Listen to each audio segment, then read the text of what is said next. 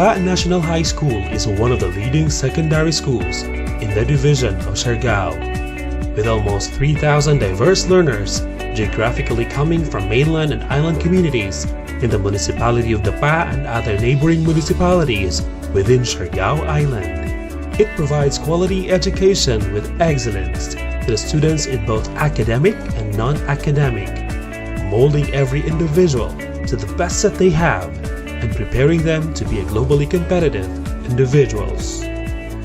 As we continue to defy the issues brought about by the pandemic, Dapa National High School is addressing challenges to the basic education through the Learning Continuity Plan (LCP) in effect this school year 2020-2021. It has been clearly specified that there will be no physical return to school.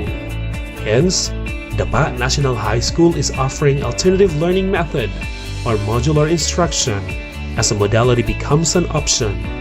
The school BELCP is designed with a legal framework responsive to the new normal, keeping in mind the constitutional mandate to uphold the right of all learners to quality education at all times. The school analyzed the result of the survey, where modality should suit and address the needs of the students in their community.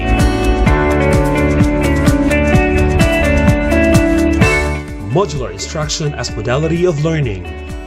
Dapa National High School adopts the modular instruction as modality of learning, wherein proper orientation of parents or guardians of the learners are conducted through virtual information uploaded in Facebook.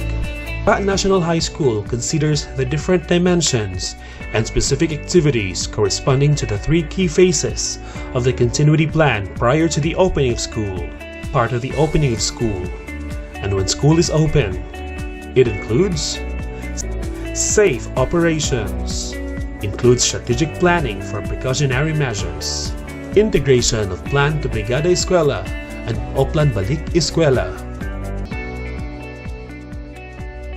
Focus on learning involves individualized instruction that allows learners to use self-learning modules SLMS in print or digital format, electronic copy, whichever is applicable in the context of the learner, and other learning resources like learners' materials, textbooks, activity sheets, study guides, and study materials. The teacher takes the responsibility of monitoring the progress of the learners. The learners may ask assistance from the teacher through text messages or instant messaging. If possible, the teacher shall do home visitation to learners needing remediation or assistance. Learning continuity is ensured through the alignment of learning materials based on the given most essential learning competencies. Any member of the family or other stakeholders in the community needs to serve as para-teachers. Hiniusang pag-alagad para sa edukalidad. Uses distance learning modality, which is modular instruction. Institutions may not offer traditional classroom-based instruction for students who don't have access to gadgets and the internet. Printed modules will be delivered to them or will be picked up by their parents at designated areas within agreed schedules. For students who have access to the internet, the department's DepEd Commons will be used. DepEd Commons is an online education platform developed by the government agency to support alternative modes of learning. Reaching the most marginalized. Remote enrollment. Calling, texting, and chatting the learners to ensure registration this school year, promoting the continuing education and development. Well-being and protection. Ensures the safe return of teachers to workplace and school, taking into consideration the scenarios given by the Department of Health, DOH, and the Interagency Task Force for the Management of Emerging Infectious Diseases in the Philippines, IATF, complemented by other credible resources and balanced with DepEd's own risk assessments. Intensify cleaning and disinfection. Consider alternatives for providing essential medical and social services for students. Education financing. Realignment of budget allocation of school MOOE, AIP, and WFP. tapping of LGU and other stakeholders for reproduction of learning materials, review and revisit the SIP and realignment of AIP, inclusion of traveling and load expenses of teachers. Consider additional budget allocation for activities related to health and safety concerns. National High School Modular Learning Modality Process Flow. First, the teachers will do profiling of learners or parents. This stage includes mapping out learners by their geographical location. After the learners being mapped, the next stage is to identify the home of the learners in two possible ways. First, if their house is near the school, parents may volunteer to get and return the modules based on the given schedules.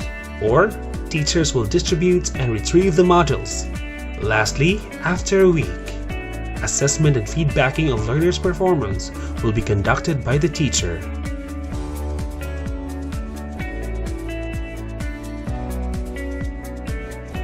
One, every Monday, teachers will go to their assigned places to deliver the modules to the students and ensuring the students accomplish their assigned tasks at home.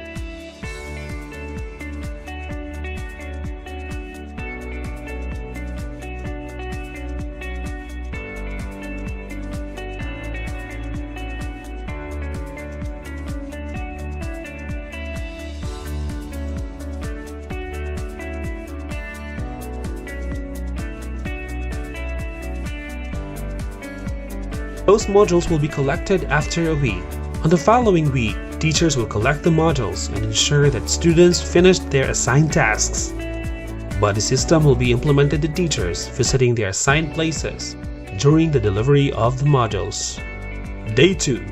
After retrieving the modules, the teachers will check and record activities of every student using the progress chart. Students must have progress chart to check and monitor their learning from the given modules.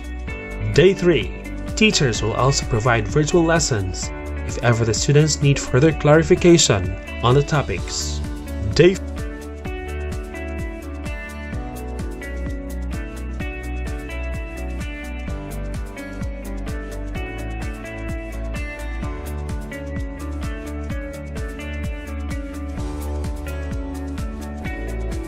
Day 4.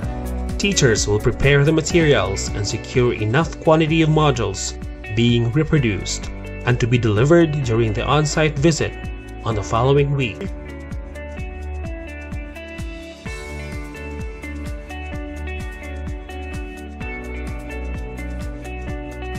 Teachers may also prepare offline digitized and pre-recorded lessons to be given to the students in their communities. Day 5. Teachers will have debriefing and kumustahan sharing of experiences in the field. Teachers will get the printed copies of modules in the school. Administrators will supervise the weekly activities of the teachers in going to the field, as well as to ensure safety and security of every individual.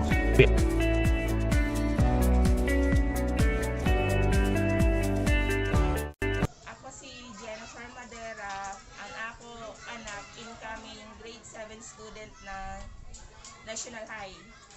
Tapos, ang sitwasyon ko man, bali, ang mahitabo, modular class. Every Monday ko no, ang mga nanay, mukani sa barangay para kuhaon ang mga module. Tapos, kita mga nanay ang magtudlo sa ato mga anak. After na makuan adton module, kuan sa bata, mahitudlo, kung if ever may ansiranan, pagkatapos maansiran, bali every Friday afternoon siguro, ibalik nato sa barangay ang module para sila sa mga maestra kuhaon nila every Monday ang modules.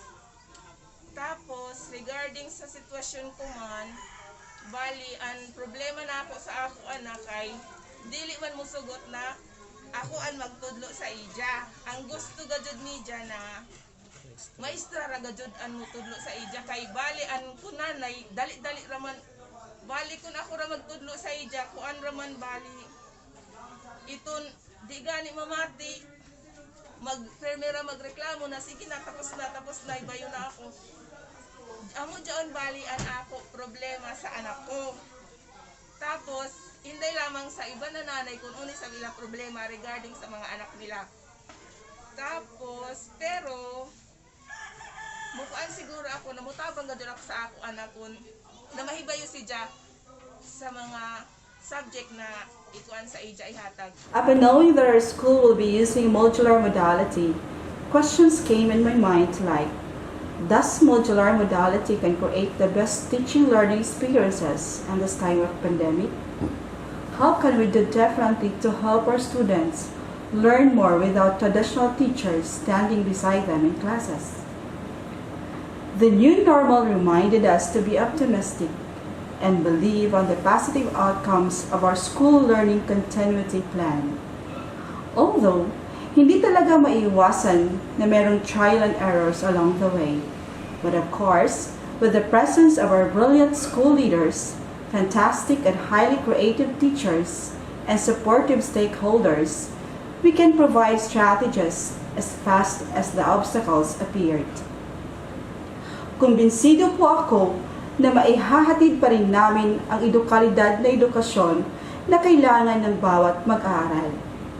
No student is left behind or barred from learning kahit malayo yung kanilang tinitirhan at limitado lamang yung access nila for communication and information.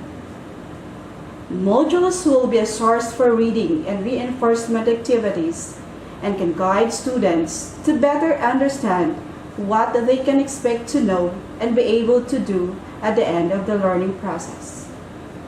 To be honest po, hindi po madali sa part namin mga teachers. We are all operating in the shadow of a global pandemic na limitado yung galawan at kailangan ng iba yung pag-iingat. Napaka-risky po yung gagawin naming paghatid ng modules, but with a love of service, kakayanin po. Another concern is how to address learning gaps, especially in subjects na kailangan i-master yung skills nila, like in reading. In this trying time, I realized that I have to be kind to myself as I move in and out of fear because somehow it can produce calmness and happiness to everyone.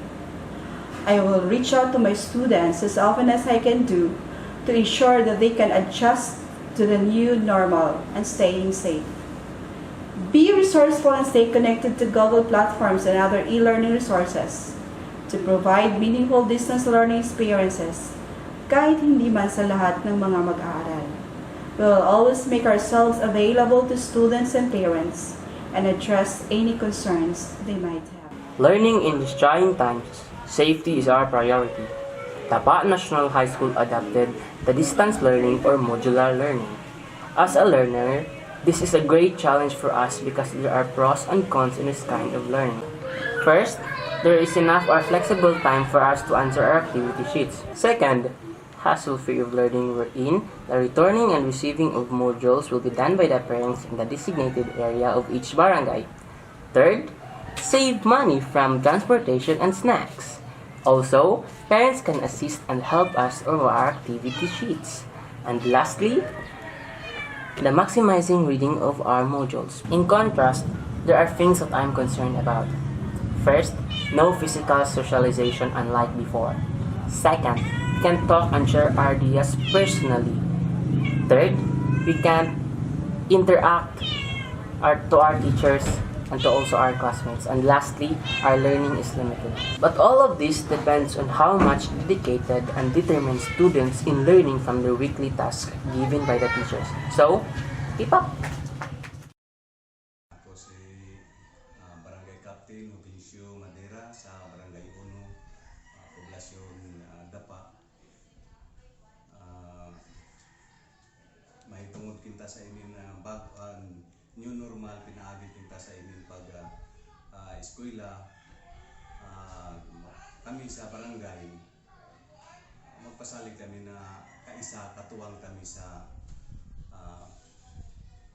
punto sa kuan ng eskwelahan, katujuan. So, kung uno'y may galing mga ikatabang namo, kuan lamang ang eskwelahan sa amo. Kay lagi sa amo pamasahe andam kami sa pag-serbisyo kay namo pangatungdanan serbisyo man labi na gud kun karagawan sa amo constituent kung pay kuminto may galing ang ato isgutan yon mahitungod din yung new normal ini sa bag-o na pamaagi ng pag-eskwela kung ako'y kinta pa sulti kong bagan medyo manisod sa site kinta sa ginikanan hilabi na dyan ginikanan gajod na dili gajod kinta mahibayo kay hamok sa ako residente na nuray sa jaon na sitwasyon kan malisod sa mga bata kay si may mutabang na ang ginikanan tabang man so kung uno may ikatabang ng barangay sa jaon na mga sitwasyon na magkuhan lamang ang eskwelahan kung uno'y angay namo na ikatabang. Medyo na buntag ako si Barangay Captain Godofredo Pahe sa Hall Junior. So din sa Barangay 8. So sa inyo mga sir or ma'am, welcome ka po dire sa akong barangay. Anytime as sa kuan pa na anidyo ko man klase is modular. So Monday maghatod ka mo diri sa mga modules, then pagka next week sa ako kay bayo na sad. So sa ini na pamaagi hinoon hasol ka radyo ini sa mga ginikanan especially diri sa ato barangay. Pero ini naman ta man sa kuan yung normal naglao. So i-accept nato ini challenge ini sa ato tanan. So ako as barangay captain diri sa Barangay 8 asahan ni John ako full support, 100% support anytime way problema diri sa ini ko man. So tabang-tabang ra kan mga junitanan. So sa mga estudyante na ako sa dire paningwaon na ako na jaon na gud sila kaysa pagkakuman ang status na nini kaysa pag since ini pa ta sa quarantine even general community quarantine MGCQ na ta kuman even jaon na ta kaysa ngayon manggod na jaoy quarantine. So still jaon pagyapon ta sa new normal kuman. So salamat ako na sa pagbisita ninyo diri sa ako barangay. Then once again maradyo na buntag asahan ninyo na ako 100% support sa ini kuman na mga activity sa inyo especially sa Dapa National High School. So salamat. Una sa tanan, papasalamatan ako sa mga ginikanan sa suporta na ila taghatag sa Dapa National High School. Ilabi na sa pagsanong, sa pagpa-enroll ng ilang mga bata tungod sa idyo pag-cooperar amo na ini kahamok ang ato enrollment sa pagkakuman. So laong pa adyo ka mo pagkabiro, dili magkabiro tungod kay ako uban sa ato mga teachers, uban sa ato assistant principal sa tanan nga ani dinhi sa Dapa National High School naningkamot kami na mahihatag paghapon namo ang kalidad na edukasyon na idyo tagpangita para sa inyong mga anak. Pero dili na mo ini mahimo kung dili kamo mo iban sa amo, dili kamo mo suporta sa bisan unsa na paagi sa atong mga stakeholders. Isab nagkinahanglan kami sa inyong mga tabang kay ang edukasyon ng kabataan di nagkinahanglan ng tibuok komunidad para mahimo mahihatag ang maradyo ng edukasyon sa ila laon pa.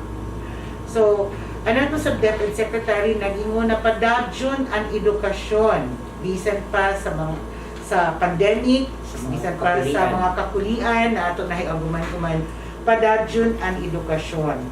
So dinhi sa ato region padadyon ang edukasyon sa Caraga, padadyon ang edukasyon sa Siargao, padadyon ang edukasyon sa Dapa National High School. Dapa National High School continues to provide quality, accessible, and liberating education in the new normal setting with its mantra, where the heart of education is education itself.